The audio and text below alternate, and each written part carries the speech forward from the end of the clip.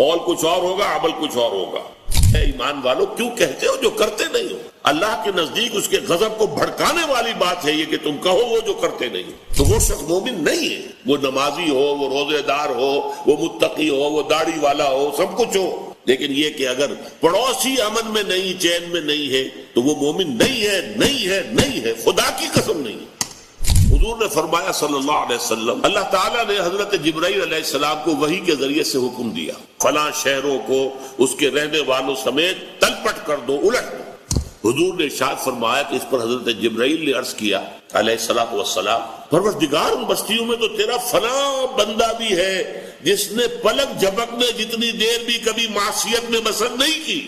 اب غور کیجئے، اس سے اونچا نیکی کا مقام ہو سکتا؟ یہ گواہی دینے والا کوئی کرائے کا وکیل نہیں ہے، حضرت جبرائیل ہے، اور گواہی کہاں دے رہے ہیں؟ بارگاہ خداوندی میں، جہاں ابو جہل اور فرعون بھی جھوٹ نہیں بولیں گے، سچ بولیں گے، قال ثوابا، وہاں یہ گواہی دے رہے ہیں۔ اس شخص کے ایمان اور عمل صالح کا کیا حال ہوگا جس کے بارے میں جبرائیل کی گواہی ہے کہ پلک جھپکنے جتنی دیر بھی کبھی معصیت میں بسر نہیں۔ قال فقال، حضور نے فرمایا، اس پر اللہ تعالیٰ نے ارشاد فرمایا، الٹو اس بستی کو، پہلے اس شخص پر پھر دوسروں پر۔ فَإِنَّ وَجْهَهُ لَمْ يَتَمَعَّرْ فِي سَاعَةٍ قَطْ، اس لیے کہ اس شخص کے چہرے کا رنگ کبھی میری حمیت کی وجہ سے بدلا نہیں، یعنی یہ کہ یہ دیکھتا رہا برائیاں پھیل رہی ہیں، منکرات کا عروج ہے، جو معروف ہے وہ دبا ہوا ہے، شریعت کے جو ہے دھجیاں بکھیری جا رہی ہیں، اللہ کے احکام جو ہے ان کو توڑا جا رہا، اور یہ لگا رہا مست رکھو ذکر و فکر صبح گاہی میں اسے، پختہ تر کر دو مزاج خانقاہی میں اسے۔ ایمان جب تک صرف ٹپ آف دی ٹنگ پر ہے، اقرار باللسان، عمل جدا ہو سکتا ہے، قول کچھ اور ہوگا، عمل کچھ اور ہوگا۔ لما تقولون ما لا تفعلون، اسی پر ڈانٹ پلائی گئی ہے سورہ صف میں، یا ایھا الذین آمنوا لما تقولون ما لا تفعلون، اے ایمان والو کیوں کہتے ہو جو کرتے نہیں ہو؟ کبر مقتا عند اللہ ان تقولوا ما لا تفعلون، اللہ کے نزدیک اس کے غضب کو بھڑکانے والی بات ہے یہ کہ تم کہو وہ جو کرتے نہیں۔ تو جب تک تو صرف ٹپ آف دی ٹنگ پر ہے، صرف اقرار باللسان کا درجہ ہے ایمان کا، تو عمل علیحدہ قول علیحدہ، یہ متضاد ہو سکتی ہیں دونوں چیز۔ لیکن جب ایمان دل میں گھس جاتا ہے تو پھر ظاہر بات ہے کہ اس دل کے تابع ہے انسان کی پوری شخصیت۔ اس کے بعد کیا ہوگا؟ پھر عمل اس کے تابع ہو جائے گا، عمل اس کے مطابق۔ عمل لازماً جو ہے کیسے ہو سکتا ہے کہ یقین ہو دل میں اور اللہ کا حکم جو ہے انسان توڑ رہا ہو، یقین ہو کہ مر کے اللہ کے حضور میں حاضر ہونا ہے اور پھر اس کے احکام جو ہے اس کی خلاف ورزی کی جا رہی ہے۔ ایک کانسٹیبل کھڑا ہوتا ہے چوک پر تو آپ کی گاڑی سائیکل ہو یا موٹر سائیکل ہو یا کار ہو ٹھیک جگہ جا کر کھڑی ہو جاتی، اور اگر کوئی کانسٹیبل نہیں ہے تو دائیں بائیں دیکھ کر کے کوئی ٹریفک نہیں ہے، اچھے اچھے لوگ جو ہیں وہ اشارہ توڑ جاتے۔ تو اگر کسی کو یقین ہو اللہ ہے اور ہر آن مجھے دیکھ رہا ہے، ہر آن دیکھ، چاہے میں تین پردوں میں ہو جاؤں، میں نے گھر کا مین دروازہ بھی بند کیا ہے، پھر یہ کہ اس کے بعد سارے دروازے کھڑکیاں ان کے اوپر پردے بھی ڈال دیے ہیں، لیکن ایک آنکھ مجھے اب بھی دیکھ رہی ہے۔ اگر یہ یقین ہو تو کیسے اس کے حکم کی خلاف ورزی ہوگی؟ اس لیے میں نے حدیثیں آپ کو سنائی تھی، لا یزنی الزانی حین یزنی وہو مومن، کوئی زانی حالت ایمان میں زنا نہیں کرتا۔ کیسے ممکن ہے کہ دل میں ایمان ہو اور زنا ہو رہا ہو؟ ناممکن ہے، پھر وہ دھیلے کی قیمت نہیں اس ایمان کی۔ کوئی شرابی حالت ایمان میں شراب نہیں پیتا، کوئی چور حالت ایمان میں چوری۔ اسی طرح یہ کہ آپ نے 3 مرتبہ قسم کھائی، واللہ لا یؤمن، واللہ لا یؤمن، واللہ لا یؤمن، قیل من یا رسول اللہ، خدا کی قسم فلاں شخص مومن نہیں، فلاں شخص مومن نہیں، فلاں شخص مومن نہیں، 3 دفعہ قسم۔ پوچھا گیا کون؟ آپ نے فرمایا الذی لا یأمن جارہ بوائق، وہ شخص کہ جس کی کج خلقی کی وجہ سے، بد اخلاقی کی وجہ سے اس کا پڑوسی چین میں نہیں ہے، امن میں نہیں۔ پڑوسی کو ہر وقت اندیشہ ہوتا ہے پتہ نہیں کیا کر گزرے گا، یہ میری عزت پر کوئی حملہ کرے گا، کیا کرے گا، کچھ پتہ نہیں۔ تو وہ شخص مومن نہیں ہے، وہ نمازی ہو، وہ روزے دار ہو، وہ متقی ہو، وہ داڑھی والا ہو، سب کچھ ہو، لیکن یہ کہ اگر پڑوسی امن میں نہیں، چین میں نہیں ہے تو وہ مومن نہیں ہے، نہیں ہے، نہیں ہے، خدا کی قسم نہیں۔ تو آپ بتائیے ایمان اور عمل صالح کو کیسے ایک دوسرے سے جدا کر دیں گے؟ ہاں، لیگل لیول پر، at the tip of the tongue, زبان پر جب ایمان ہے تو ہو سکتا ہے عمل اور قول اور، لیکن جب دل میں ایمان آ جائے گا تو پھر اسی طریقے سے یہ تو ایمان اور عمل صالح کا تعلق ہو گیا جو بالکل لازم و ملزوم ہے، جسے آپ اردو محاورے میں کہتے ہیں چولی دامن کا ساتھ ہے، چولی دامن۔ اسی طریقے سے 3 اور 4 کو بھی جب دیکھیں گے تو اس کا بھی بالکل واضح طور پر بات ہے کہ ان کے درمیان رشتہ ہے لازم و ملزوم۔ عام قول ہے دنیا میں ٹروتھ از بٹر، عربی میں بھی کہتے ہیں الحق مر، حق جو ہے کڑوا ہوتا ہے، کوئی شخص سننے کو تیار نہیں. آپ کوئی اچھی بات کسی سے کہیے، تنقید کیجئے اس پر، اگر اس نے کوئی غلط حرکت کی ہے تو آپ کو ریزنٹمنٹ کا سامنا تو ہوگا. کوئی عملی اقدام آپ کے خلاف نہ ہو، یہ بھی ہو سکتا ہے کوئی آپ پر زد و کوب کرنے کے لیے بھی آمادہ ہو جائے، تو یہ تو آئے گا. خیر کی دعوت کو اور نیکی کی تبلیغ کو ظاہر بات ہے کہ ٹھنڈے پیٹوں برداشت نہیں کیا جاتا. یہ اس اعتبار سے لازم و ملزوم ہے. بدی جو ہے وہ آسانی سے راستہ نہیں چھوڑتی نیکی کے لیے، بلکہ نیکی کو قربانیاں دے کر اور محنتیں کر کے اور مشقت کر کے اور تکالیف جھیل کر ثابت کرنا پڑتا ہے کہ ہاں واقعی نیکی کا حق ہے کہ اس کا غلبہ ہو. تو یہ دونوں چیزیں، ایک ایمان اور عمل صالح لازم و ملزوم، تواصی بالحق تواصی بالصبر لازم و ملزوم. یہ جو درمیان میں لنک بنتا ہے 2 اور 3 کے درمیان، عمل صالح اور تواصی بالحق کا لنک کیا ہے، یہ ذرا سمجھنے کی بات ہے. دیکھیے نیکی اگر واقعتاً آپ میں پیدا ہو گئی، خیر بھلائی عمل صالح آپ میں پیدا ہو گیا ہے، اگر وہ دکھاوے کا نہ ہو، ریاکاری کا نہ ہو، جھوٹ موٹ کا نہ ہو، واقعی ایمان پیدا ہو گیا، واقعی آپ کا عمل صالح جو ہے وہ میچور ہو گیا، تو 3 تقاضے ہیں جن کے تحت وہ آپ کی ذات سے پھیلے گا باہر معاشرے کا. پہلی بات تو سمجھیے کہ فزیکل لا ہے، اگر کہیں بھٹی جل رہی ہے آگ کی تو اس سے حرارت ماحول میں سرایت کرے گی کہ نہیں؟ لازماً پھیلے گی. اور اگر کہیں برف کی سلیں رکھی ہوئی ہیں اس سے ٹھنڈ ماحول میں سرایت کرے گی کہ نہیں؟ لازماً کرے گی. فزیکل لا ہے. اگر آپ میں نیکی ہے، عمل صالح ہے، خیر ہے، یہ خیر آپ سے لازماً معاشرے کے اندر سرایت پھیلے گا. جیسے کنٹیجیس ڈیزیز ہوتی ہیں کہ بیماری ایک دوسرے کو لگتی، ایسے یہ خیر، یہ بھلائی جو ہے یہ بھی یقیناً ایک سے دوسرے تک متعدی ہوتی، پھیلتی ہے، جاتی ہے اور سرایت کرتی. ثانیاً فرض کیجئے آپ کو اللہ تعالیٰ نے کوئی خیر دیا ہے، کوئی بھلائی دی ہے، سیدھا راستہ دکھا دیا ہے جو سیدھا جنت کی طرف لے کے جانے والا ہے، تو کیا آپ کی شرافت اور مروت کا تقاضا نہیں ہوگا کہ آپ اسے اپنے عزیزوں، رشتہ داروں، دوستوں، اقربا اور عام انسانوں تک اس کو ان کے ساتھ شیئر کریں؟ آؤ بھائی تم بھی اس راستے پر آؤ، دیکھو اس راستے پر نہ جاؤ، وہ ہلاکت والا راستہ ہے، تباہی کی طرف تم جا رہے، آؤ اس راستے کی جو کہ در حقیقت کامیابی کا راستہ ہے. تو اس کے لیے شرافت، جیسے کسی کے پاس اگر دولت ہے تو شرافت اور مروت کا تقاضا کیا ہے؟ وہ اپنی دولت کو شیئر کرے غرباء کے ساتھ، فقراء کے ساتھ، مساکین کے ساتھ. اس کو شیئر نہیں کرتا تو بخیل ہے، پھر وہ کوئی صاحب کردار آدمی نہیں. شرافت اور مروت سے اس کا کوئی حصہ نہیں ملا ہے. اسی طریقے سے خیر ملا ہے، ہدایت ملی ہے، نیکی ملی ہے،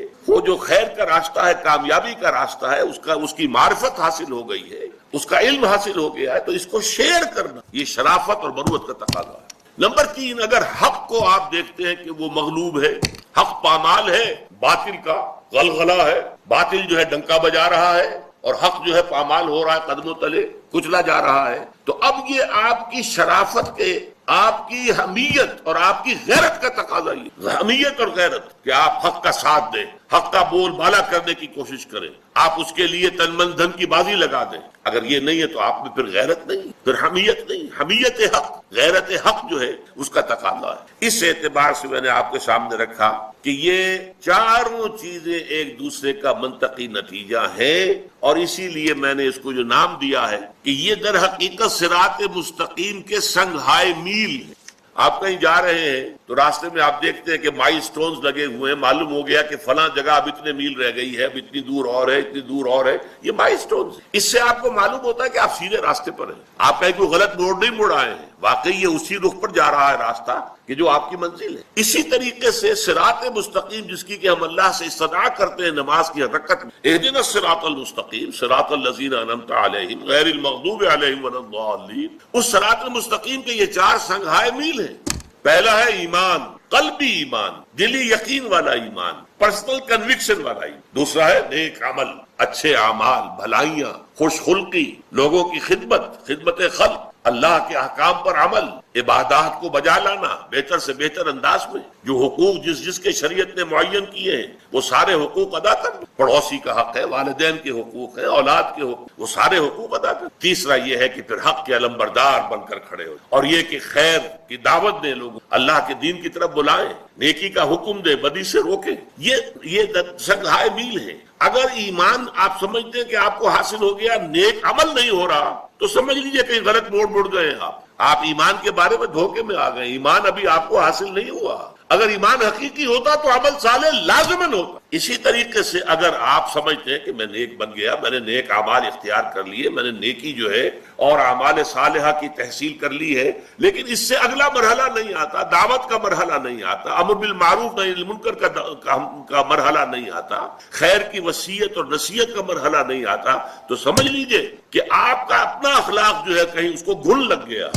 جیسے آپ نے کہیں دیکھا ہوگا بجلی کے بعض ایسے لیمپ ہوتے ہیں یا اس طرح کی جو ہے وہ سکائی کرنے کے لیے بھی ہیٹرز ہوتے ہیں، جن میں اصل میں تو اوپر بجلی کے وائرز میں سے جو ہے حرارت نکل رہی ہوتی ہے، لیکن نیچے نظر آتے ہیں کہ انگارے دہک رہے ہیں. نہیں، نظر تو ایسے آ رہا ہے کہ جیسے انگارے ہیں، اور یہ جو انگارے جو ہیں یہ روشنی دے رہے ہیں اور آگ ہے نہیں. وہ ہو سکتا ہے کہ آپ کا عمل صالح بظاہر عمل صالح ہو، حقیقتاً عمل صالح نہیں ہے.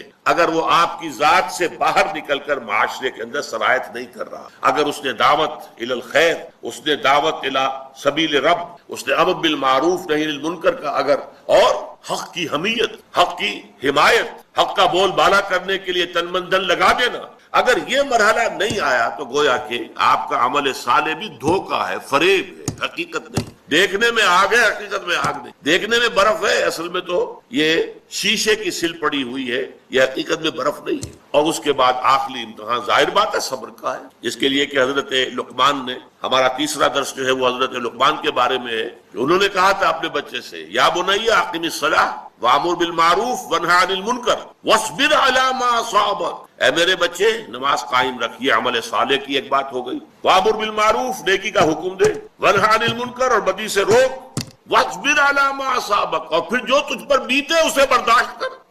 ان ذالک من عزم الامور، یہ بڑے ہمت کے کاموں، یہ در حقیقت مضبوط سیرت و کردار کے حامل جو لوگ ہیں وہی ان تقاضوں کو پورا کرتے ہیں. ان ذالک من عزم الامور. اب آخری نقطہ میں بیان کرنا چاہ رہا ہوں، ان چاروں چیزوں میں ایک توازن کی ضرورت. دیکھیے جیسے گراف ہوتا ہے، گراف میں آپ کا ایک طرف جو ہے ہاریزونٹل لائن ہے، ایک طرف ورٹیکل لائن چل رہی ہے. ہاریزونٹل میں آپ لکھ لیجئے کامیابی کے لیے ایمان، عمل صالح، تواصی بالحق، تواصی صبر. اب ایمان کے بھی درجے بہت ہوں گے، عمل صالح کے بھی درجات بہت ہیں، تواصی بالحق کے بھی درجے بہت ہیں، صبر کے بھی بڑے سے بڑے کٹھن سے کٹھن مراحل آ سکتے ہیں. اب ان میں یوں سمجھیے کہ اگر کسی کو ایمان میں کچھ ترفع حاصل ہو گیا ہے، ایمان زیادہ نکھر گیا ہے، زیادہ چمک گیا ہے، اسی پیمانے سے، اسی تناسب سے عمل صالح کے اندر بھی نکھار، جوبن آنا چاہیے، اس کے اندر روشنی پیدا ہونی چاہیے. اور اسی درجے میں پھر تواصی بالحق کے اندر بھی انسان زیادہ کوشاں ہو، زیادہ محنت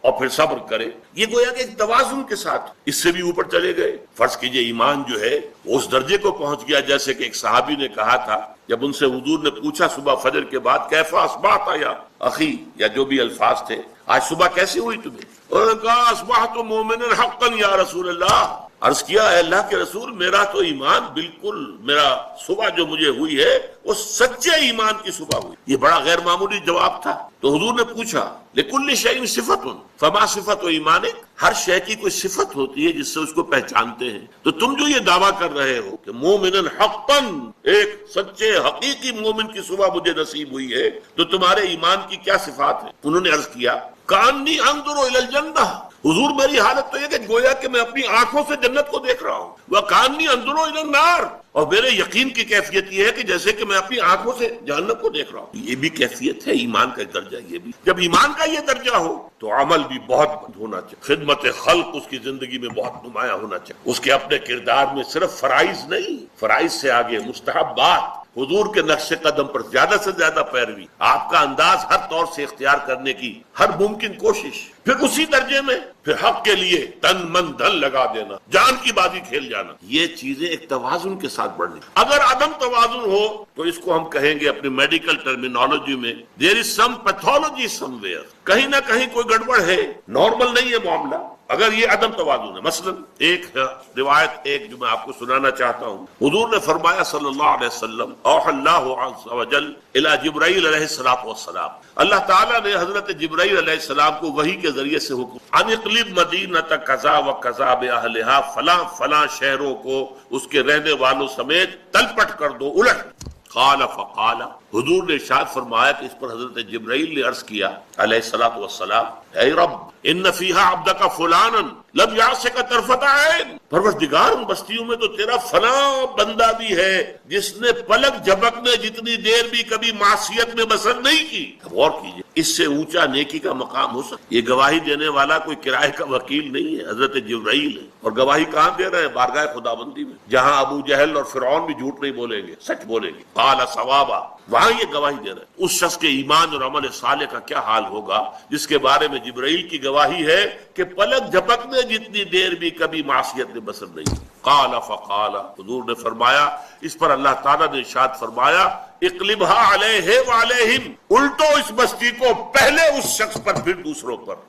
فإن وجهه لم يتمعر في ساعة قط، اس لیے کہ اس شخص کے چہرے کا رنگ کبھی میری حمیت کی وجہ سے بدلا نہیں، یعنی یہ کہ یہ دیکھتا رہا برائیاں پھیل رہی ہیں، منکرات کا عروج ہے، جو معروف ہے وہ دبا ہوا ہے، شریعت کے جو ہے دھجیاں بکھیری جا رہی ہیں، اللہ کے احکام جو ہے ان کو توڑا جا رہا ہے، اور یہ لگا رہا مست رکھو ذکر و فکر صبح گاہی میں، اس پختہ تر کر دو مزاج خانقاہی میں اسے۔ اس نے باطل کا مقابلہ نہیں کیا، اس نے حق کی حمیت میں کھڑے ہو کر اور لوگوں کو جو ہے حق کی دعوت نہیں دی، اور ان کی طرف سے کوئی جو ریزنٹمنٹ تھی اس کو برداشت نہیں کیا۔ یہ زیادہ بڑا مجرم ہے۔ اقلبھا علیہ وعلیہم، الٹو ان بستیوں کو، پہلے اس پر پھر دوسرے۔ یہ ہے عدم توازن۔ اس کی دوسری انتہا کیا ہوگی؟ فرض کیجئے ایک شخص ہے، وہ اقامت دین کے لیے جد و جہد کر رہا ہے، تن من دھن صبح شام لگا ہوا ہے، یہ اونچا ترین مرحلہ ہے، یہ تواصی بالحق کی بلند ترین منزل ہے۔ لیکن دوسری طرف حال کیا ہے؟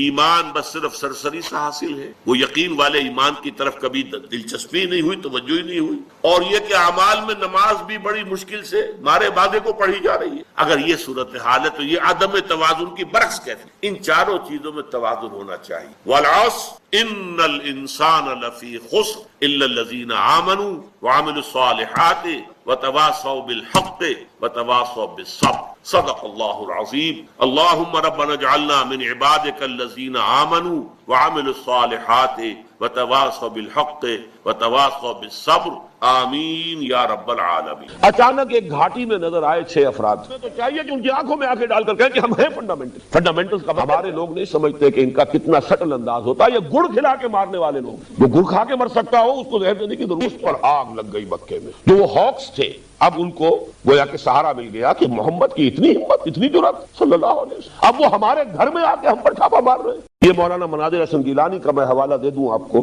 ان کی ایک بڑی چھوٹی سی کتاب ہے النبی الخاتم، لیکن سیرت کی بڑی بڑی جو کتابیں ہیں ضخیم، ان پر بھاری ہے۔ ایسے علمی نکات اس میں ہیں جو آپ کو شاید بڑی بڑی کتابوں میں نہیں ملیں گے۔ انہوں نے یہ نکتہ بیان کیا ہے کہ یوم طائف جو ہے یہ ٹرننگ پوائنٹ ہے حضور کی حیات طیبہ میں۔ اب تک گویا کہ اللہ نے حضور کو دشمنوں کے حوالے کر رکھا تھا کہ جیسے چاہو ٹھوک بجا کر دیکھ لو، ان کے صبر کا امتحان لے لو، ان کے صبر و ثبات اور استقلال۔ ظاہر بات ہے اگر یہ امتحان نہ ہوتے تو کیسے پتا چلتا کہ محمد میں کتنی استقامت ہے، کتنا صبر ہے، کتنا استقلال ہے۔ وہ تو جب ہر طریقے سے انہوں نے ٹھوک بجا کر دیکھ لیا تو معلوم ہوا نا۔ تو لیکن طائف کے دن میں جو آخری کلائمیکس آ گیا ہے، اور اس کے بعد حضور کی زبان پر بھی وہ فریاد آ گئی ہے، وہ ٹرننگ پوائنٹ ہے۔ اس کے بعد سے حضور کو پروٹیکشن حاصل ہوئی ہے اللہ کی طرف سے خصوصی۔ اسی پروٹیکشن کا ایک منظر سامنے آئے گا کہ آپ ہجرت کے لیے نکلے ہیں، اور حالانکہ گھیراؤ کیا ہوا تھا لیکن کوئی دیکھ بھی نہیں سکا، آپ نکل گئے۔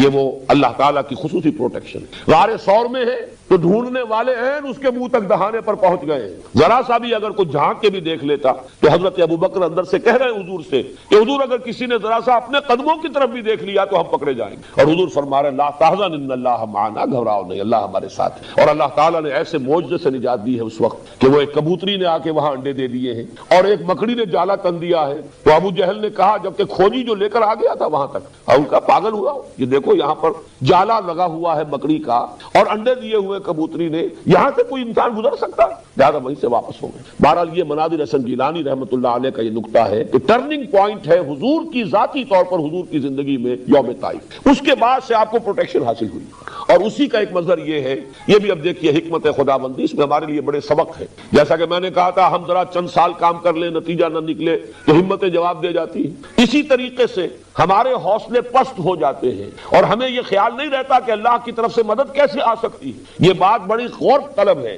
طائف حضور خود چل کر گئے ہیں اور وہاں سے ناکام اور مایوس لوٹنا پڑا، اور جہاں اللہ کی مشیت تھی وہاں سے لوگ چل کر آ گئے ایمان لانے۔ چنانچہ یہی 10ویں سال کا جب حج کا موسم آیا ہے تو حضور صلی اللہ علیہ وسلم دوران حج جو ہے تبلیغ فرمایا کرتے تھے۔ اچانک ایک گھاٹی میں نظر آئے 6 افراد، یہ تھے مدینے کے لوگ، ٹھہرے ہوئے تھے۔ اب وہ گھاٹی ختم ہو گئی ہے، مینا کو چوڑا کیا ہے تو وہ اسی میں آ گئی ہے عقبہ۔ البتہ ایک مسجد سی بنی ہوئی ہے ترکوں کے زمانے کی، وہاں پر اس جگہ پر یہ ملاقات ہوئی، اسی جگہ اگلے سال پھر ملاقات ہوئی، اسی جگہ اگلے سال پھر ملاقات ہوئی۔ یہ 3 موسم حج میں حضور صلی اللہ علیہ وسلم کے ساتھ مدینے والوں کی ملاقاتیں ہوئی۔ پہلی ملاقات جو یہ سن 10 میں، اس میں حضور نے پوچھا کون لوگ ہیں، انہوں نے بتایا۔ حضور نے پھر اپنی دعوت پیش کی، میں اللہ کا نبی ہوں، رسول ہوں، اور تم اگر مجھ پر ایمان لاؤ تو فلاح پاؤ گے۔ انہوں نے کننکھیوں سے ایک دوسرے کو دیکھا، اس لیے کہ مدینے میں یہودی موجود تھے، اور یہودی یہ کہا کرتے تھے کہ نبی آخر الزمان کا ظہور بہت قریب ہے۔ جب ان کی لڑائیاں ہوتی تھی، اوس اور خزرج ایک طرف، یہودی دوسری طرف، اور یہودی جب مار کھاتے تھے تو کہتے تھے کہ دیکھو ابھی تو تم ہمیں دبا لیتے ہو، لیکن آخری نبی کا ظہور جو ہے قریب ہے، جب ہم ان کے ساتھ ہو کر جنگ کریں گے تو تم ہم پر فتح حاصل نہیں کر سکو۔ گویا کہ یہودیوں کے ذریعے سے اوس اور خزرج کے لوگوں تک یہ علم پہنچا ہوا تھا کہ کسی نبی کا ظہور ہونے والا ہے، لہذا انہوں نے کننکھیوں سے ایک دوسرے کو دیکھا اور آپس میں یہ کہا کہ بھائی جلدی کرو، تم ایمان لے آؤ، ایسا نہ ہو کہ یہودی پہلے ایمان لے آئے۔ وہ 6 افراد ایمان لے آئے۔ یہ دیکھیے کہ جن کے ذریعے سے علم پہنچا انہیں ہدایت نصیب ہو گئی، اور وہ بدبخت یہودی جو ہے وہ اپنے تمام تر علم کے باوجود وہ محروم رہے۔ حالانکہ قرآن کہتا ہے کہ یعرفونہ کما یعرفون ابناہم، ایسے پہچانتے ہیں محمد کو جیسے اپنے بیٹوں کو پہچانتے، لیکن تکبر اور حسد اور ضد اور عناد اس کی وجہ سے ایمان نہیں لائے۔ یہ 6 افراد ایمان لائے چلے گئے۔ اگلے سال 12 آئے، 6 یہی بلکہ 5 ایک نہیں آ سکے تھے، 7 اور پھر پہلی بیعت لی حضور نے ان سے، یہ بیعت عقبہ اولا کہلاتی۔ یہ تقریباً وہی الفاظ تھے جو قرآن مجید میں عورتوں کی بیعت کے لیے آئے ہیں سورہ ممتحنہ میں۔ ہم شرک نہیں کریں گے، چوری نہیں کریں گے، زنا نہیں کریں گے، تہمتیں نہیں لگائیں گے، اور جو بھی آپ خیر کا حکم دیں گے ہم ضرور اس کو مانیں گے، اس سے آگے نہیں۔ انہوں نے کہا کہ حضور اب ہم تو سال بسال آتے ہیں، ظاہر بات ہے کہ عرب میں تو سفر کرنا آسان تھا ہی نہیں، اگلے سال حج میں ملاقات ہوگی، آپ ہمیں کوئی اپنا شاگرد دے دیجئے جو ہمیں قرآن پڑھائے۔ وہ حضرت مصعب بن عمیر رضی اللہ تعالیٰ عنہ جو گھر سے نکال دیے گئے تھے مادرزاد برہنہ، جو اب زندگی بسر کر رہے ہیں نہایت اسرت کی، حضور نے حکم دیا مصعب جاؤ، اور اس کے بعد حضرت عبداللہ ابن مکتوم کو بھی بھیج دیا رضی اللہ تعالیٰ عنہما۔ 1 سال تک ان دونوں نے جو دعوت و تبلیغ کی، وہاں قرآن پڑھایا لوگوں کو، تو اگلے سال 72 مرد اور 3 عورتیں آ گئے، انہوں نے بیعت کی۔ یہ ہے وہ بیعت عقبہ ثانیہ جس میں حضور نے عہد لے لیا۔ انہوں نے کہا آپ آئیے ہمارے ہاں، اگر یہ لوگ آپ کی جان کے درپے ہیں آپ آئیے، ہمارا گھر حاضر ہے، ہمارا شہر حاضر ہے، اور اگر یہ لوگ وہاں آ کر حملہ کریں گے تو ہم آپ کی ایسی حفاظت کریں گے جیسی اپنے بال بچوں کی کرتے ہیں، اہل و عیال کی کرتے ہیں۔ اس وقت حضور نے بیعت لی، وہ بیعت میں بیان کر چکا ہوں، جو بعد میں حضرات آئے ان کے لیے دہرا رہا ہوں۔ حضرت عبادہ ابن صامت ان دونوں بیعتوں میں موجود تھے، بیعت عقبہ اولا میں بھی، بیعت عقبہ ثانیہ میں بھی، اور ان کی روایت ہے جو مسلم شریف میں بھی ہے اور بخاری شریف میں بھی۔ بایعنا رسول اللہ صلی اللہ علیہ وسلم، ہم نے بیعت کی تھی اللہ کے رسول سے صلی اللہ علیہ وسلم، علی السمع والطاعۃ، آپ کا ہر حکم سنیں گے اور اطاعت کریں گے، فی العسر والیسر، چاہے آسانی ہو چاہے تنگی ہو اور مشکل ہو، فی المنشط والمکرہ، چاہے ہماری طبیعتوں میں انشراح ہو، آمادگی ہو، خواہ ہمیں اپنی طبیعتوں پر جبر کرنا پڑے، وعلی عثرۃ علینا، اور چاہے آپ دوسروں کو ہم پر ترجیح دے دیں، وعلی لا ننازل امرہ لہ، اور جنہیں آپ ہمارے امیر بنا دیں گے ہم ان سے بھی جھگڑیں گے نہیں، وعلی نقول بالحق اینما کنا لا نخاف فی اللہ لومۃ لائم، اور جو بھی حق بات ہوگی ہمارے نزدیک کہیں گے ضرور، مشورہ ضرور دیں گے، اور کسی کے بھی ملامت کرنے والے کی ملامت کی خوف سے زبان بند نہیں۔ اب وقت نہیں ہے میں آپ کو بتاتا، اس ایک حدیث میں پورا کانسٹیٹیوشن موجود ہے کسی اسلامی انقلابی جماعت کا، صرف اس فرق کے ساتھ کہ یہاں حضور کی اطاعت تھی مطلق، اب جس کی بھی اطاعت ہوگی وہ علی السمع والطاعۃ فی المعروف، دین کے دائرے کے اندر اندر، شریعت کے دائرے کے اندر اندر جو حکم بھی دیں گے مانے۔ پھر آپ کو معلوم ہے جھگڑا یہی ہوتا ہے جماعتوں میں، سینئر میں ہوں، اس کو کیوں امیر بنا دیا؟ یہاں پہلے ہی حضور نے گویا کہ ان سے یہ طے کرا لیا، آپ کو اختیار کلی حاصل ہے، جس کو چاہیں امیر بنا، ہم اس پر جھگڑیں گے نہیں۔ چنانچہ حضور نے اس وقت ان میں 12 نقیب مقرر، میں نے کل بھی ذکر کیا تھا، 9 خزرج کے 3 اوس کے کہ یہ ذمہ دار ہوں گے اور یہ نگرانی کریں گے تمہارے معاملات کی. یہ تمہید بن گئی ہجرت کی. چنانچہ اس کے بعد حضور صلی اللہ علیہ وسلم نے صحابہ کرام کو تو اجازت پہلے سے دے دی، جاؤ ایک ایک کر کے قافلے جا رہے ہیں صحابہ کے، اور وہ ہجرت کر کے مدینہ منورہ پہنچ رہے ہیں. خود منتظر رہے. یہ نقطہ بھی میں چاہتا ہوں کہ آپ کو سمجھا دوں. رسول جس جگہ پر مبعوث کیا گیا ہو، اللہ تعالیٰ کی واضح اجازت کے بغیر وہاں سے ہل نہیں سکتا. یہی بس کچھ جلدی کا معاملہ کیا تھا حضرت یونس علیہ السلام نے. اپنی قوم کو اللہ تعالیٰ کی طرف سے اجازت آئے بغیر چھوڑ کر چلے. اس پر آپ کو معلوم ہے پھر مچھلی کے پیٹ میں رہے اور وہاں پھر انہوں نے وہ استغفار کیا ہے، لا الہ الا انت سبحانک انی کنت من الظالمین. پھر وہ مچھلی نے انہیں اگلا ہے ساحل پر. وہ سارا معاملہ اسی وجہ سے حضور منتظر رہے. اور اس کا بھی ایک واقعہ آپ کو سنا دیتا ہوں، اس سے آپ کو سیرت کا ایک اور پہلو سامنے آئے گا. حضرت ابو بکر نے اپنے طور پر بغیر حضور کو بتائے 2 اونٹنیاں اس کے لیے تیار کی. خوب کھلا پلا کے فرما کر لیا کہ جب ہمیں جانا ہوگا تو ظاہر بات ہے تعاقب ہوگا، تکڑی اونٹنیاں ہوگی، جاندار ہوگی، تیزی کے ساتھ ہم جا سکیں گے. اور حضور سے پوچھتے رہتے تھے حضور اجازت آئی، حضور اجازت آئی. آپ فرماتے تھے نہیں ابھی اجازت نہیں آئی. حضرت عائشہ فرماتی ہے بہت چھوٹی عمر تھی اس وقت کہ ایک روز ہم نے دیکھا دوپہر کے وقت حضور چلے آ رہے ہیں اپنے چہرے کو ڈھانپے ہوئے. ہم حیران ہوئے. یہ دوپہر کے وقت عرب میں کہیں جانا، کسی کو وزٹ کرنا، یہ اس وقت ہی سے بہت ہی یعنی غیر معمولی اور معیوب بات سمجھی جاتی ہے. قیلولہ جو ہے وہ عرب کے مزاج میں ہمیشہ سے ہے. بہرحال بہت ہی غیر معمولی بات تھی. حضور تشریف لائے، آپ نے فرمایا اجازت آ گئی. حضرت ابو بکر خوش ہوئے. اور جیسے کہ کوئی شخص جو کسی نے کوئی محنت کی ہو، پھر وہ اپنے اس محنت کے اوپر اسے کوئی خوشی ہوتی ہے کہ میں نے اس وقت کے لیے تیاری کی ہوئی ہے، میں بتاؤں گا حضور کو کہ میں نے 2 اونٹنیاں تیار کی ہوئی. حضرت ابو بکر نے فرمایا کہ حضور میں نے 2 اونٹنیاں تیار کی ہوئی. حضور نے توقف فرمایا اور پھر یہ فرمایا اچھا 1 اونٹنی میں استعمال کروں گا لیکن میں اس کی قیمت ادا کروں. حضرت عمر رو پڑے. انہوں نے عرض کیا کہ یا رسول اللہ، کیا یہ جسم اور جان اور یہ مال آپ کے سوا کسی اور کے لیے ہے؟ آپ میرے ساتھ بھی یہ مغایرت برت رہے ہیں. لیکن یہ غیرت ہے محمد الرسول اللہ صلی اللہ علیہ وسلم. یہ نہیں کہ جیسے ہمارے ہاں کے مذہبی جو بھی آج کل کی سیادتیں ہیں، قیادتیں ہیں، وہ تو سمجھتے ہیں کہ کام ہی یہ ہے کہ نذرانے پیش ہوتے رہیں اور ہم نذرانے قبول بھی کر لیں تو بہت بڑا ہمارا احسان ہے. یہاں یہ ہے کہ ابو بکر رضی اللہ تعالی عنہ جو خسر بھی ہو چکے، اس لیے کہ نکاح ہو چکا تھا حضرت عائشہ سے، ابھی جو ہے رخصتی نہیں ہوئی تھی، لیکن یہ کہ حضرت ابو بکر کا بھی یہ احسان لینا گوارا نہیں. بہرحال ہجرت کے بعد اب حضور صلی اللہ علیہ وسلم کی اس انقلابی جد و جہد کا 5واں مرحلہ شروع ہوا. اس کو بھی سیرت نگاروں نے اصل میں بالکل چھپانے کی کوشش. اس کی وجہ کیا ہے کہ مغرب نے ہمارے خلاف بڑے پروپیگنڈے کیے. جیسے آج بھی یہاں گلف نیوز کے اندر ایک مضمون چھپا ہے پین اسلام اور فنڈامنٹلزم. یہ کچھ ان لوگوں کا طریقہ یہ ہے کہ کچھ الفاظ کو گالی بنا دیتے ہیں اور پھر ہمارے اندر وہ ذہنیت پیدا ہو جاتی نہیں یہ ہم فنڈامنٹلسٹ نہیں ہیں. جیسے کہ ہمارے بھی وزیر اعظم صاحب جو ہے نواز شریف صاحب، انہوں نے کہا میں فنڈامنٹلسٹ نہیں ہوں. میں نے کہا خدا کے بندے یہ تو بہت بڑی غلط بات ہے جو کہہ رہے ہیں. ہم فنڈامنٹلسٹ ہیں. ہمیں تو چاہیے کہ ان کی آنکھوں میں آنکھیں ڈال کر کہیں کہ ہم ہیں فنڈامنٹلسٹ. فنڈامنٹلس کا مطلب کیا ہے؟ بنیادی چیز ہے. ہمارے اصول جو ہے انہیں ترک کرنے کے لیے تیار نہیں ہے. تمہیں پسند نہ ہو نہ ہوا کریں. بہرحال اسی طرح کا ایک پروپیگنڈا کیا مغرب نے کہ اسلام تو تلوار سے پھیلا ہے، جہاد اور قتال سے پھیلا ہے. اسلام میں تو اصل جو تبلیغ ہوئی ہے وہ طاقت سے ہوئی ہے. اس کے جواب میں ہمارے سیرت نگار یہاں تک کہ علامہ شبلی نعمانی جیسے لوگ بھی متاثر ہوئے. اس ہر دور کی ایک چھاپ ہوتی ہے. تو انہوں نے یہ کہا کہ صرف حضور نے جنگ جو کی ہے دفاعی جنگ کی ہے. یہ بات بالکل غلط. حضور نے خود اقدام کیا ہے آگے بڑھے، اس لیے کہ فرض منصب ہی آپ کا تھا دین کو قائم کرنا، غالب کرنا.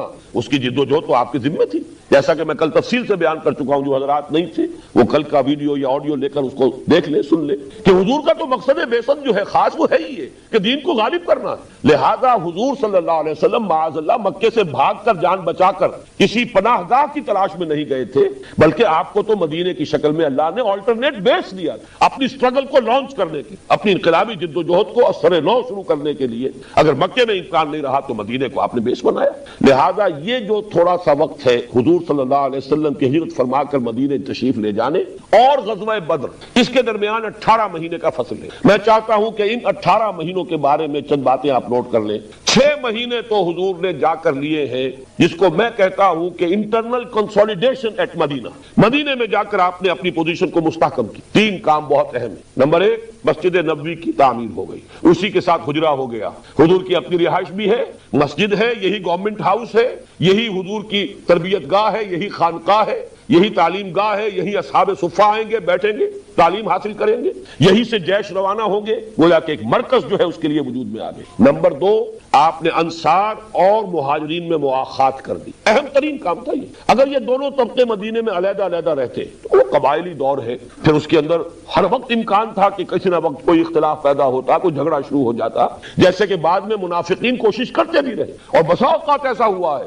کہ کسی ایسی بات کا معاملہ آ گیا کہ جس کی بنا پر جذبات جو ہے جوش میں آ گئے, تلواریں کھنچ گئی. وہ تو حضور صلی اللہ علیہ وسلم نے پہلے یہ کام نہ کر لیا ہوتا تو شاید وہاں یہ صورتحال جو ہے پیش آ جاتی بہت جلد. حضور نے ایک انصاری ایک مہاجر کو بھائی بنا دیا, مواخات. اور اس مواخات کے وہ نمونے دنیا نے دیکھے کہ مثلا جس انصاری کو کہا یہ تمہارا بھائی ہے, وہ لے گیا اپنے بھائی کو مہاجر کو, دکان آدھی کر دی, مکان آدھا کر. میری یہ دکان ہے, بیچ میں دیوار کھڑی کرتا ہوں, آدھی تمہاری ہے آدھی. یہاں تک کہ بات بڑی عجیب لگے گی بہت سے لوگوں کو, لیکن یہ واقعہ ہے. ایک انصاری اپنے مہاجر بھائی کو گھر لے گئے, کہا میری 2 بیویاں ہیں, جو تمہیں پسند ہو میں اسے طلاق دے دیتا ہوں, تم شادی کر لو.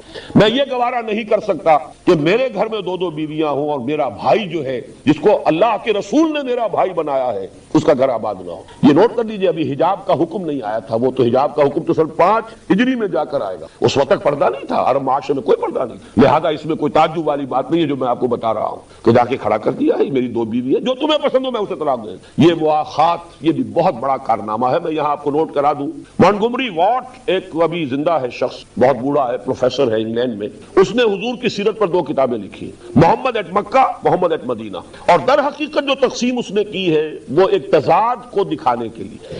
حضور کا جو دور مکی ہے اس میں دعوت, تبلیغ, تلقین, پرسیکیوشن پر صبر, کوئی جوابی کارروائی نہیں. یہ گویا کہ نقشہ ان کے خیال میں یہ تو ایک نبی یا دائی یا ریفارمر کا نقشہ ہے, لیکن مدینے میں آ کر تو اب آپ کے ہاتھ میں تلوار ہے, اب آپ حاکم ہیں, اب آپ قاضی القضات بھی ہیں. یہ دوسری شان ہے محمد الرسول اللہ صلی اللہ علیہ وسلم. اس نے ان دونوں میں جو فرق و تفاوت ہے اسے نمایاں کرنے کے لیے, ہائی لائٹ کرنے کے لیے اس نے 2 کتابیں علیحدہ لکھی, محمد at Mecca, Muhammad at Medina. مکے والا محمد کوئی اور ہے, مدینے والا کوئی اور ہے. معاذ اللہ, ہمارے لوگ نہیں سمجھتے کہ ان کا کتنا سٹل انداز ہوتا ہے. یہ گڑ کھلا کے مارنے والے لوگ, جو گڑ کھا کے مر سکتا ہو اس کو زہر دینے کی ضرورت کیا ہے. ضیاء الحق صاحب نے بھی بلایا تھا اس شخص کو, اور اس کو جو انٹرنیشنل وہ سیرت کانفرنس ہے اس میں خاص طور پہ مدعو کیا تھا, حالانکہ اس کے اندر زہر بھرا ہوا ہے اس کے اندر. اس لیے کہ یہ ٹوائنبی کا شاگرد ہے, اور ٹوائنبی کا ایک جملہ ایسا ہے جس کی گویا کہ اس نے شرح کر دی ہے ان 2 کتابوں میں. ٹوائنبی کا جملہ یہ ہے, Muhammad failed as a prophet but succeeded as a statesman مین. یعنی مکے میں جو نقشہ ہے محمد الرسول اللہ کا وہ تو نبیوں والا ہے, جیسے حضرت مسیح دعوت دیتے تھے, تلقین کرتے تھے, نصیحت کرتے تھے.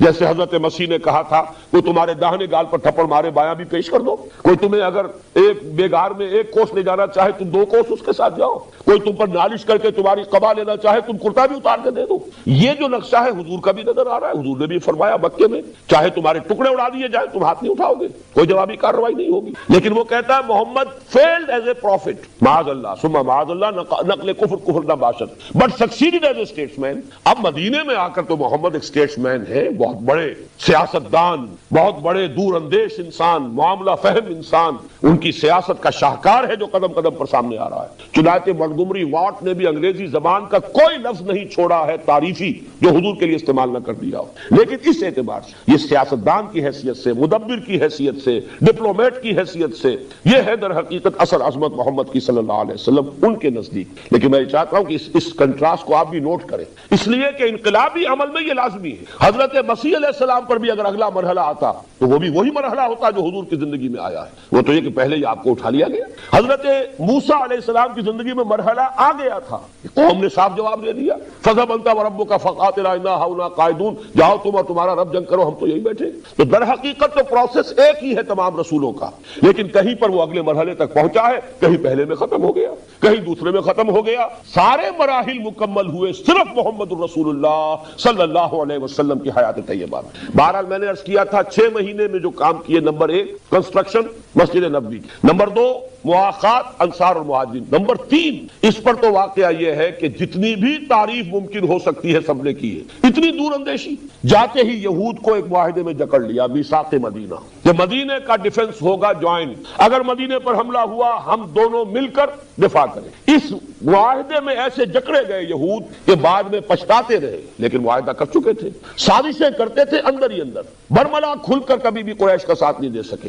ایک تو اس وجہ سے بھی کہ بزدل تھے، اور ایک اس وجہ سے بھی کہ معاہدے کے اندر بندھے ہوئے، اور یہ بھی حضور کے تدبر کا بہت بڑا شاہکار ہے میثاق مدینہ کہ آپ نے جا کر ان کو معاہدوں میں جکڑ لیا۔ 6 مہینے میں یوں سمجھیے 3 کام، اس کے بعد آپ نے دستے بھیجنے شروع کر دیے، چھاپا مار دستے۔ 8 مہمیں ہیں غزوہ بدر سے قبل، اس پورے عرصے میں مکے کی طرف سے کوئی کارروائی نہیں ہوئی۔ یہ اللہ کا شکر ہے، وہ کتابیں کچھ چھپ گئی ہیں، چنانچہ الرحیق المختوم کے نام سے سیرت کی ایک کتاب حال ہی میں ایک ہندی عالم ہے ہندوستان کے، انہوں نے لکھی تھی عربی زبان میں، جس پر کہ انہیں فیصل ایوارڈ ملا ہے، اردو میں بھی اس کا ترجمہ لاہور سے چھپ گیا ہے۔ اس میں یہ سیرت کے یہ واقعات بھی جو کچھ ایک خاص دور میں جب کتابیں لکھی گئی تو ان کو چھپا لیا گیا کہ اس سے تو ثابت ہوتا ہے کہ اقدام حضور نے کیا، جبکہ ہم یہ بتانا چاہتے ہیں کہ نہیں، حضور نے تو صرف ڈیفنس میں جنگ کی ہے۔ تو واقعہ یہ کہ حقیقت یہ کہ اقدام حضور نے کیا۔ مکے والوں کے بارے میں یہ بات جان لیں، آج کل کی 2 اصطلاح کے حوالے سے، ڈوز اینڈ ہاکس۔ مکے میں ہاکس بھی تھے اور ڈوز بھی تھے، یعنی کچھ شریف النفس لوگ تھے جو لڑائی بھڑائی کو پسند نہیں کرتے تھے۔ عتبہ ابن ربیعہ انہی میں تھا،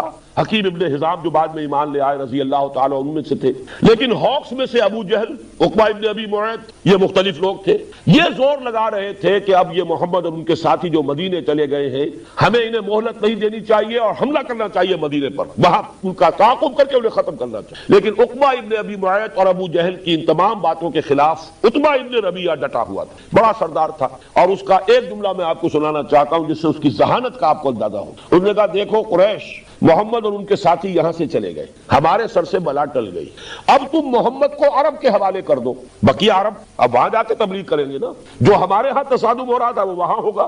اس تصادم میں اگر عرب محمد پر غالب آ جائے صلی اللہ علیہ وسلم اور انہیں ختم کر دے تو جو تم چاہتے ہو وہ ہو جائے گا، اور تمہیں اپنے بھائی بندوں کی کے خون میں اپنی تلواریں رنگنی نہیں پڑیں گی، وہ ختم کر دیں گے۔ اور اگر محمد غالب آ جائے عرب پر تو بھی اپنا کون سا نقصان ہے، اپنا ہی آدمی ہے نا، اپنے ہی قریش کا فرض ہے، پورے عرب پر اپنی حکومت قائم ہو جائے گی۔ اس طرح کا سلسلہ ابھی مکے میں چل رہا تھا، گفتگو شنید چل رہی ہے، لیکن حضور نے اقدام فرمایا، آپ نے دستے بھیجنے شروع کر دیے، اور یہ کہ جو بھی کیروان روٹ تھا جو میں عرض کر چکا ہوں، قریش کی تو ساری جو ہے ان کی آمدنی کا ذریعہ یا تو یہ کہ مکے کے اندر جو چڑھاوے چڑھتے تھے بتوں کے، اور یا وہ ان کی تجارتی قافلے۔ حضور نے 7 مہمیں جو ہیں یہ جو بحر احمر کے ساتھ ساتھ جو تجارتی راستہ جاتا تھا اس پر بھیجی، اور گویا کہ اپنی پریزنس ثابت کر دی کہ اب تمہاری لائف لائن جو ہے وہ ہمارے قبضے میں۔ اور ایک قافلہ جو جا رہا تھا ابو سفیان کی سرکردگی میں، بہت بڑا قافلہ، حضور نے اس کا راستہ روکنے کی، انٹرسپٹ کرنے کی کوشش کی ہے، لیکن یہ کہ وہ 4 دن پہلے وہاں سے نکل گئے تھے، بچ کر نکل گیا قافلہ۔ پھر سب سے بڑی بات یہ ہے کہ حضور نے ایک مہم بھیجی، 7 مہمیں تو وہ تھی جن میں سے 3 سرایا ہے اور 4 میں حضور بھی خود بھی ساتھ گئے، اور یہ سب غزوہ بدر سے پہلے ہو رہا ہے۔ ایک مہم آپ نے بھیجی حضرت عبداللہ ابن جحش رضی اللہ تعالیٰ عنہ کی سرکردگی میں، اس کا واقعہ جو ہے خاص طور پر سن لیجئے۔ اتنی سیکریسی رکھی حضور نے کہ حضرت عبداللہ ابن جحش کو بھی یہ نہیں بتایا کہ کہاں جانا ہے اور کیا کام تمہیں کرنا ہے۔ ایک تحریر مہر بند ان کے حوالے کی گئی، مکے کی طرف جاؤ، جب 2 دن کی مسافت پر پہنچ جاؤ مدینے سے تب یہ کھولنا خط، اور جو اس میں لکھا ہے اس پر عمل کرنا۔ ان کے ساتھ 8 اور تھے صحابی، یہ چھوٹا سا دستہ۔ 2 جب دن کی مسافت پر پہنچ گئے تو جا کے خط کھولا، اس میں لکھا تھا واقعہ نخلا میں جاؤ، وادی نخلا میں مقیم ہو جاؤ اور قریش کی نقل و حرکت کی ہمیں خبر دو۔ یہ نخلا ہے مکے اور طائف کے درمیان۔ اب ذرا یہ تصور رکھیے، مدینہ شمال میں، مکہ اس سے بہت جنوب میں، پھر اس کے بعد طائف جو ہے وہ جنوب مشرق میں مزید۔ یہ راستہ تھا ان قافلوں کا جو یمن کی طرف جاتے تھے، جو شام کی طرف قافلے جاتے تھے وہ بحر احمر کے ساتھ ساتھ جاتے تھے، اس پر تو آپ نے 7 مہمیں بھیجی، اور وہاں بھی یہ عبداللہ ابن جحش کی سرکردگی میں ایک مہم بھیج دی۔ جب انہوں نے پڑھا تو ایک دفعہ تو چکر آ گیا، یوں سمجھیے 300 میل سے زائد کا فاصلہ جو طے کرنا ہے، پھر یہ کہ اتنی دور جہاں مدد کوئی نہیں آ سکتی، پھر یہ کہ مکہ قریب طائف قریب، گویا کہ شیر کے جبڑوں کے درمیان جانا ہے۔ تو حضرت عبداللہ ابن جحش نے فرمایا اپنے ساتھیوں سے کہ بھائی میں تو اب جو کچھ حضور نے لکھا ہے میں نے تو کرنا ہے، آپ لوگ سوچ لیں، یہ بہت خطرے والا معاملہ ہے، اگر ساتھ چلنا چاہتے ہیں چلے، نہیں چلنا چاہتے میں آزاد کرتا ہوں۔ انہوں نے سب نے کہا نہیں، ہم بھی آپ کے ساتھ ہیں۔ وہاں گئے، اتفاق سے قافلہ آ رہا تھا قریش کا، اس سے بڑھ بھیڑ ہو گئی،